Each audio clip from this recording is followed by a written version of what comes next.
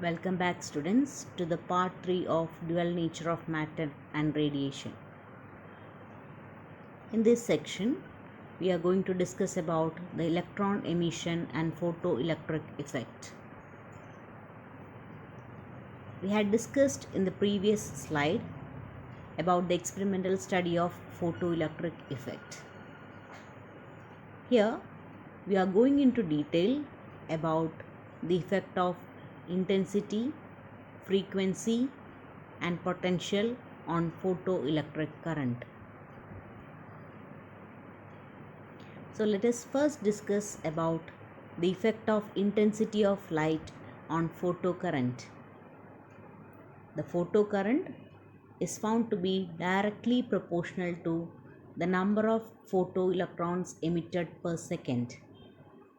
This implies that the number of photoelectrons emitted per second is directly proportional to the intensity of incident radiation.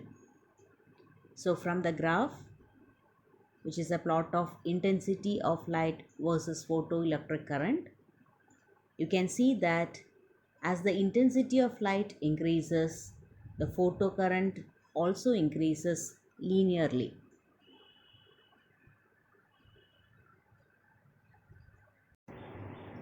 For a given frequency of the incident radiation, the stopping potential is independent of intensity. From the figure, we can see that when the collector plate potential increases in the positive direction, we reach a constant value of photocurrent for various intensities I1, I2, I3, etc. These values of I1, I2 and I3 are called the saturation currents. If you increase the potential in the negative direction, you can see that the current reduces to zero for a particular value of potential denoted by V0. This value of potential is known as stopping potential. And this stopping potential is independent of the intensity of light. So we can conclude that for a given frequency of the incident radiation, the stopping potential is independent of its intensity. In other words, the maximum kinetic energy of photoelectrons depends on the light source and the emitter plate material, but it is independent of intensity of incident radiation. So from the figure, we have seen that for a particular frequency of incident radiation, the minimum negative potential V0 given to the plate A, for which the photocurrent stops or becomes zero, is called the cutoff or stopping potential.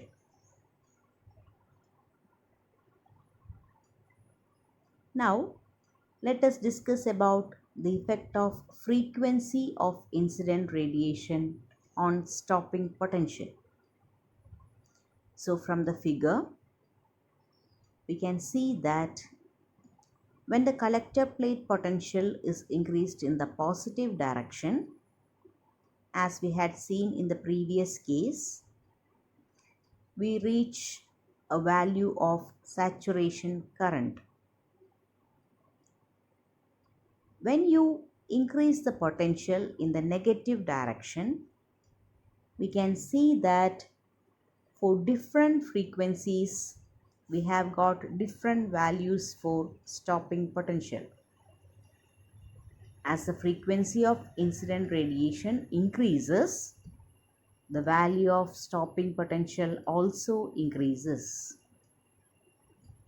So we can conclude that greater the frequency of incident light, greater is the maximum kinetic energy of the photoelectrons. Consequently, we need a greater retarding potential to stop them completely. The variation of photoelectric current with collector plate potential for different frequencies can be read directly from the graph.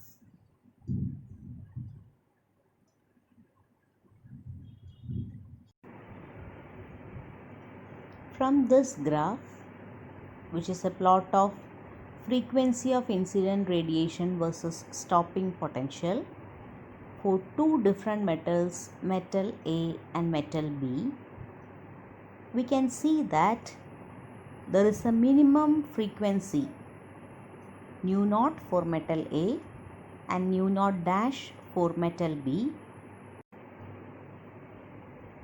above which only the emission, photoelectric emission, becomes possible.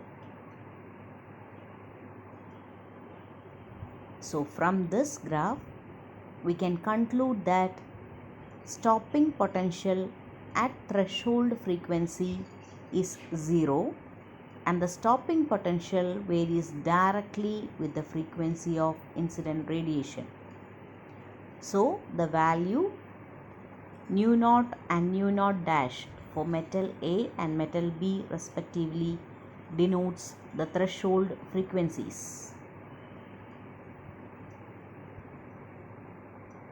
Also, for a given metallic surface, photoelectrons are emitted only when the frequency of incident light is greater than or equal to a certain minimum frequency nu naught, which is known as the threshold frequency.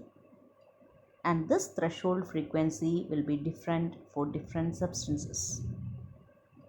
If the frequency of incident light is less than the threshold frequency, photoelectrons are not emitted. However large the intensity of incident light may be. Hope you have understood the factors like intensity, frequency and potential which affects the photocurrent. Thank you, dear students.